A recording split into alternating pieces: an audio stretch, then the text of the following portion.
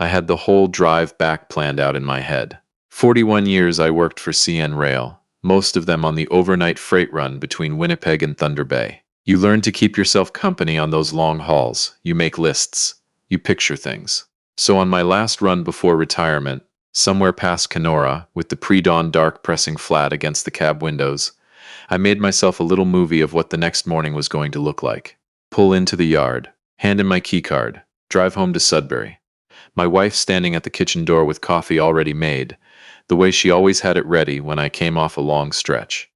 Maybe we'd sit out back and watch the geese come in off Ramsey Lake. We'd earned that, 38 years married. We'd earned a quiet Tuesday morning in October with nowhere to be. That's not what happened. I found out what happened at a truck stop outside Dryden, when my phone buzzed on the seat beside me and I picked it up and saw 11 missed calls from my son-in-law. My daughter's name is Vera. She's 42 now, but I still picture her the way she looked at 7 years old, standing at the end of our driveway in Copper Cliff with her lunchbox, convinced the school bus had forgotten her. She'd wait for me to come out and stand beside her before she'd believe it was coming. She needed somebody in her corner. Always did. That was fine. That's what fathers are for. She married a man named Bryce. Wait, not Bryce. I need to get this right because the name matters later. His name was Derek. No, I'm doing this wrong. Let me start over with the names because I want them right. I'll call my son-in-law what I always called him in my head after that October. The man my daughter married. His real name I don't need to put in here. What he did, that's what matters. Actually, his name is Reed Callister, and I'm not going to soften it. My wife's name is Lorene, my daughter is Vera. Reed is who called me 11 times while I was rolling through the dark somewhere in northwestern Ontario. I pulled over at the truck stop and called him back. He picked up on the first ring, and the first thing he said wasn't hello. The first thing he said was, "It's about the house. The house." 47 years we'd lived in that house on Kingsford Avenue. Bought it in 1979 for $68,000, when that was still a stretch for a rail worker and a part-time bookkeeper. We'd finished the basement ourselves, replaced every window, put a proper deck on the back. My father-in-law's rocking chair had sat on that deck since 1994, the year he died, because Lorene couldn't bring herself to move it. That rocking chair facing Ramsey Lake. The house had a furnace fire 3 nights before I came home. The fire started in the utility room at 2 in the morning. The kind of slow, sulking fire that fills a house with smoke before it shows a single flame. Lorene woke up coughing. She got out. She got out with her purse, her coat, her wedding photo from the hall table. She always kept a copy there, the small one, not the big framed one. And she got out. The fire department came. They did what they could. But the smoke damage was through the whole house. The utility room and the wall behind it were gutted, and the furnace was gone. They condemned it temporarily, pending inspection. Could be weeks, could be more. In October in Sudbury, you don't go weeks without heat. Reed told me all of this in a flat voice, like he was reading from a claims form. He told me the fire happened on a Saturday. Today was Tuesday. He told me my wife was fine, she was physically fine. I said, "Where is she right now?" He said, "She's at Vera's." And I felt something loosen in my chest. Of course she'd gone to Vera's. Vera was 40 minutes away in Hanmer.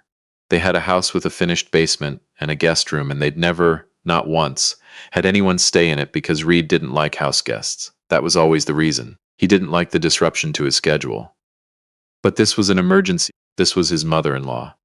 Of course she was at Vera's. I said, "All right, I'll be there by 2. He said, "That's actually why I'm calling. I have replayed those words 1,000 times since October. That's actually why I'm calling. Not because he wanted to tell me my wife was safe. Not because he wanted to reassure me. He was calling because he had something to say, and what he had to say required preparation, required 11 unanswered calls into the pre-dawn dark, required a truck stop outside Dryden at 6 in the morning as the venue. He said Lorene couldn't stay at their place long term. He said he'd talked to Vera about it, and they agreed it wasn't workable. His mother was coming for Christmas, and the guest room was going to be needed. The basement needed work before it was suitable for anyone to sleep in. Lorene was welcome for another night or 2 while I drove back, but after that they thought a short-term rental or a hotel, while the insurance sorted itself out, made more sense. He said, "I just wanted you to have the whole picture before you got here."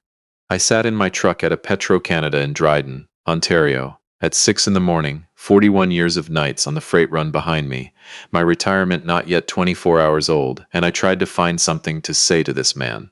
I couldn't. I said I'd be there by 2. I hung up. I want to describe what the drive was like from Dryden to Sudbury, but I'm not sure I can. I've driven that stretch in every season, in weather that would make your hair stand up, and I was never more aware of every kilometer than I was that Tuesday. Not because of the road, because of what I was thinking. I kept turning it over. His mother's Christmas visit, the basement not being suitable, a short-term rental, as if Lorene were a contractor who needed to be put up near a job site. As if 47 years on Kingsford Avenue and a smoke-filled house at 2 in the morning were a scheduling inconvenience. I thought about what Lorene would have looked like standing in our front yard in October, watching the fire trucks. I thought about what she would have grabbed: the wedding photo, the coat, her purse. Not her medications. She'd told me later she forgot her blood pressure pills. Not her phone charger.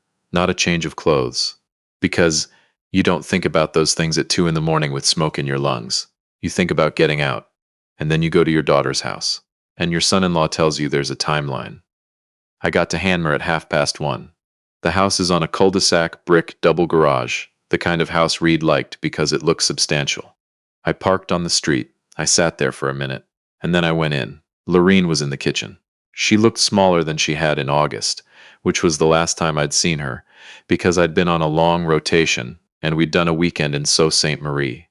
She was smaller, and she was holding her coffee cup with both hands the way she does when she's cold, and trying not to show it. She stood up when I came in, and I held on to her for a while. She smelled like someone else's shampoo. Vera was at the table. She looked at me and then looked away, which told me she knew I knew.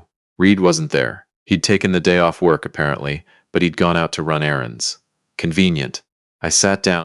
I said, "How are you feeling?" Lorene said her chest was a little tight still from the smoke, but the doctor at the walk-in had said her lungs were clear. She said the house was bad. She said she'd been able to get back in for 20 minutes with the fire inspector, and the kitchen was all right, the bedrooms were all right, but everything smelled, and the whole utility side needed to be torn out. The insurance adjuster was coming Thursday. I said, "Good. We'll be here Thursday then." Vera said, "Dad." I looked at my daughter. I looked at her for a long time, because I was trying to find the girl who used to stand at the end of the driveway, waiting for me to come out. She was still in there somewhere. She had to be. I said, "Are you going to tell me there's a problem with your mother staying here?" She said, "It's complicated." I said, "Your mother's house caught fire on Saturday. It's Tuesday. What's complicated?" She looked down at her coffee. She said Reed had his routines. He worked from home 3 days a week, and he needed the house to be quiet and on a schedule. Her mother getting up at different hours, the extra cooking, the disruption. She said Reed had been very clear that it wasn't something he could manage long term. She said she'd looked at a couple of extended stay places in Sudbury, and there was one on Paris Street that was reasonable. And the insurance company had emergency accommodation benefits. And really it might be easier for Mom to have her own space anyway. I said his routines. She said, "Dad, please don't make this harder than it is. I want to stop here and say something. I don't tell this story to make my daughter look bad. She's not a bad person.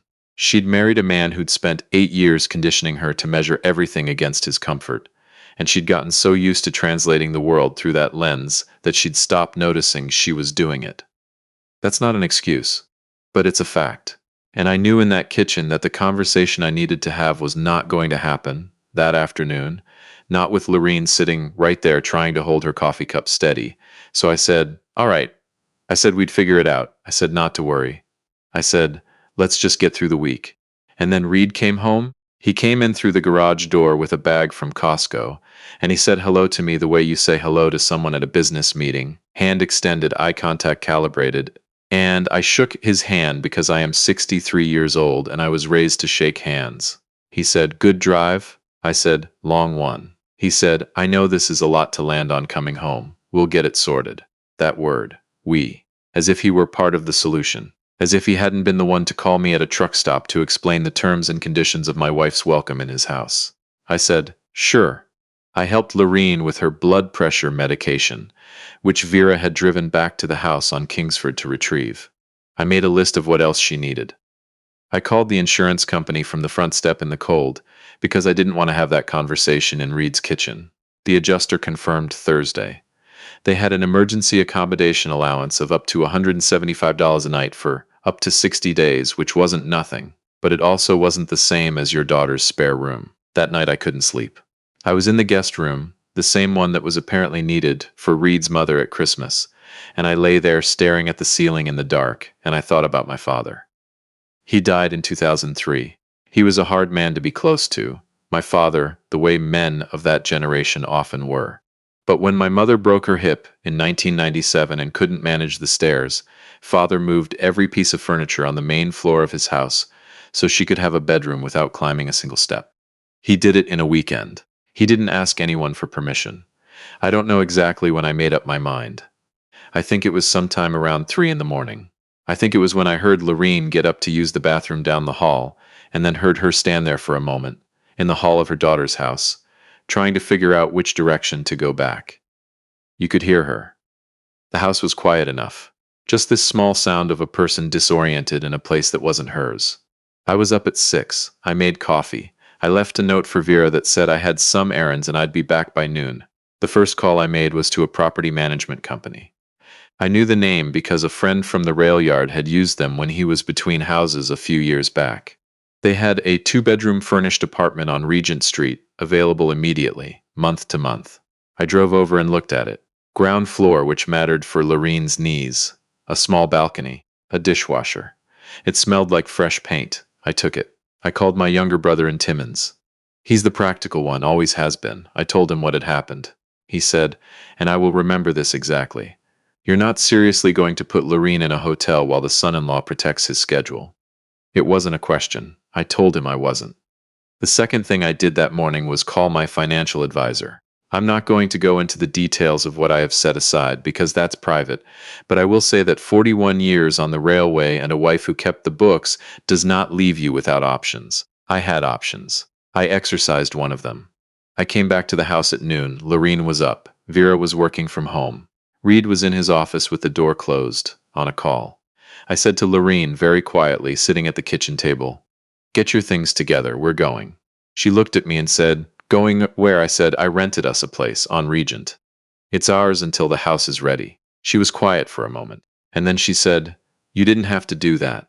But the way she said it, I could hear the relief. Not the words. The sound underneath the words. Vera came in from the other room. She said, "Dad, what's happening?" I said, "Your mother and I are going to get set up in our own place while the house gets sorted. You don't need to worry about it." Vera said, "That's not. Dad, you don't have to leave." I said, "I know." Said it as gently as I could. "I know we don't have to, but I think it's better this way." She looked like she wanted to say something else. She looked like that girl at the end of the driveway again. But she didn't say it. We were in the car with Lorene's things, which didn't take long, because she had so little, by 2 o'clock. I had a bag from Walmart in the back seat with basics. A kettle, dish soap, a pack of face cloths, some grocery staples. I'd stopped on the way back from signing the lease. I hadn't told Lorene. I just wanted her to have a kettle when we got there. We pulled up to the building and I carried the bags in and I showed her the apartment. She stood in the kitchen and looked at it. Good light, south-facing, hardwood, clean. She put her hand on the counter. She said, "It's nice." I said, "It's ours for now." She said, "You got us a kettle." I said, "Yes." She said, "You're a good man, Arnie." Arnold, that's my name. I know I haven't said it until now. 41 years on the rail, and the only person who's ever called me Arnie, without it sounding like a punchline, is Lorene. The insurance adjuster came Thursday. I drove back to Kingsford for the appointment, and Lorene came with me because it was her house, and she had questions. The adjuster confirmed total smoke remediation on the main floor, full utility room rebuild, and asbestos testing because of the age of the construction. 1962 original build, updated but not fully. Best case scenario, the house would be livable in 3 months. Worst case, 6. We were not going back to Reed's house. That was not under discussion. Here is what I did not do. I did not call Vera and explain myself. I did not ask Reed for an apology. I did not sit down with them for a conversation about family values and the meaning of hospitality. Some things you wait on, some things you don't push until they're ready to be pushed. What I did was set up a proper life on Regent Street. Lorene found a pharmacy 2 blocks away that carried her medications and delivered. I figured out the parking for the building. We borrowed a floor lamp from my brother when he drove down the following weekend, and he brought a casserole from his wife. And we sat in the living room of that furnished apartment and ate it and watched the news, and it felt, I don't know how else to say this. It felt like something had been clarified, like smoke had cleared, which I recognize as a strange thing to say given the circumstances. My brother said over his second bowl of the casserole, "You should say something to Vera." I said, "I know." He said, "Not now, but." I said, "I know." It took 6 weeks. 6 weeks of Lorene and me on Regent Street, of Vera calling more than she usually did, which told me something was happening on that end, some reckoning she was working through. Before Vera came to the apartment on a Thursday evening, with a bottle of Riesling she knew her mother liked, and said, "Can I come in?" She sat across from us at the kitchen table. She had the look of someone who'd been preparing what they were going to say but had decided at the last minute to throw it out. She said, "I'm sorry." She said it to both of us, but she looked at her mother when she said it. She said, "I knew it was wrong. When Reed called you Dad, he told me he was going to, and I let him. I told myself it was practical, that Mom would have her own space, that it would be less stressful." She paused. She looked at the table. I was protecting his peace. That's what I was doing. And I knew it when I was doing it. Lorene reached across the table and covered Vera's hand with hers. She didn't say anything. I said, "Thank you for saying that." Vera said, "I've been thinking about it every day." I said, "I know." We talked for 2 hours that night. Not about Reed, not directly, not yet. About the house on Kingsford. About Lorene's mother, who had come from Cape Breton and lived with us for 4 years before she died, and how normal that it felt, how unremarkable, how it had never once occurred to either of us that it was a burden.